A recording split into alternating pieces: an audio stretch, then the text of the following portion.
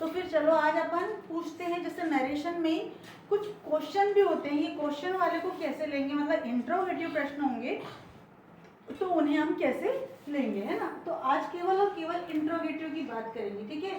तो ये नरेशन में ही हमारा इंट्रोगेटिव प्रश्न होते क्या पहले समझ जाओ।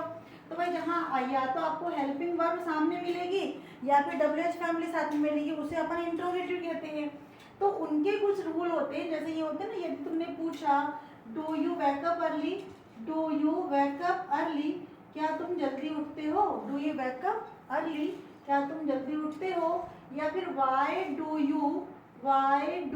यू वेकअप अर्ली, है ना। इसका मतलब ये दोनों प्रकार के क्वेश्चन जिसमें हमको यस और नो का आंसर देना है और हमें दूसरी बार में केवल वाई और व्हाट का आंसर देना है। क्लियर। तो इनके लिए हमें क्या करना पड़ेगा, कुछ रूल पढ़ना पड़ेगा।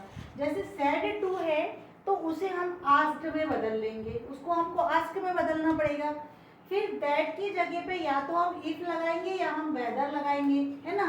हेल्पिंग वर्ब से क्वेश्चन शुरू होता है तब, जब कोई क्वेश्चन हेल्पिंग वर्ब से शुरू होता है तब हमें या तो इफ लगाना है या फिर यहाँ पे वेदर लगाना है। लेकिन अगर WH फैमिली के मेंबर से शुरू होता है, जैसे वाई हो गया, वेयर हो गया, वैन हो गया, तब आपको उसको वाई वैन वेयर को एज इट इज लिखना है, लेकिन उसके बाद वाला जो सारा सेंटेंस वो अफर्मेटिव हो जाएगा। क्या हो जाएगा, वो अफर्मेटिव हो जाएगा। एक बार एग्जाम्पल के थ्रू देखेंगे तो समझ में आएगा।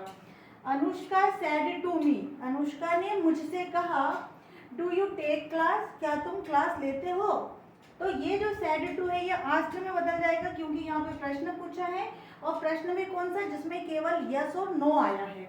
अनुष्का आस्क्ड मी, अनुष्का ने मुझसे पूछा do you take a class, तो हमने यहाँ पे आस्क्ड लगा दिया। अब ये जो एपोस्ट्रोफ हटाया था तो इफ लगाया, इफ आई, अब चूंकि ये आई क्या है, यू बोला है, तो ये मेरे लिए तो बोला है कि क्या तुम क्लास लेते हो। इफ आई टुक, क्योंकि टेंस तो याद रखना है क्योंकि यहाँ पे आस्क्ड है, तो यहाँ आएगा आई टुक क्लास, आई टुक क्लास। यहाँ पे प्रश्न नहीं करना, यहाँ पे इफ ऑलरेडी आपने लगा दिया है ना। ऐसे दूसरा देखेंगे, अदीशा सेड टू हिम, अदीशा ने उससे कहा, कोई दूसरा तीसरा बंदा है, उससे कहा। Are they coming in the class, कोई थर्ड पर्सन है, वो लोग क्या क्लास में आ रहे हैं क्या, है ना। तो Adisha said to him, Adisha said to को क्या में बदल देंगे अपन, आस्क्ड में। आस्क्ड मतलब पूछने में, है ना। क्या किया अपन ने, आस्क्ड यानी पूछना, ठीक है। यहाँ पे देखेंगे अदीशा आस्क्ड हिम वेदर, वेदर लगा लो यहाँ पे, वेदर दे वर कमिंग, अब टेंस तो बदलना ही बदलना है, यहाँ पे आर था तो यहाँ पे पास्ट हो जाएगा, whether they were coming in the class, कि वो क्लास में आ रहे थे। क्लियर। लेकिन अगर आपके पास WH फैमिली वाला कोई मेंबर आएगा, वहां आपको ऐसा नहीं करना है, वहां आपको व्हाट लगा देना है और एज इट इज पूरा अफर्मेटिव सेंटेंस उतार देना है। देखेंगे कैसे।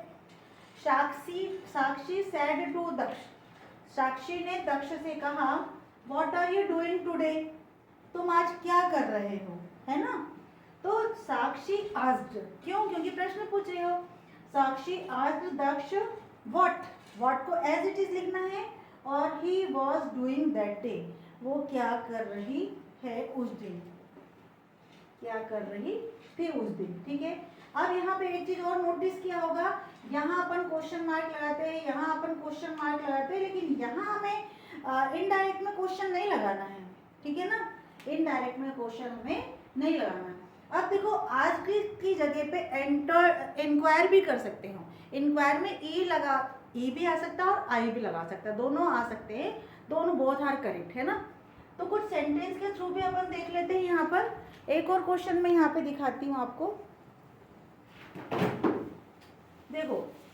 दक्ष said to him, Daksh said to him, नहीं हिज फ्रेंड, दक्ष ने उसके दोस्तों से कहा why are you not coming in the class, class में क्यों नहीं आ रहे हो।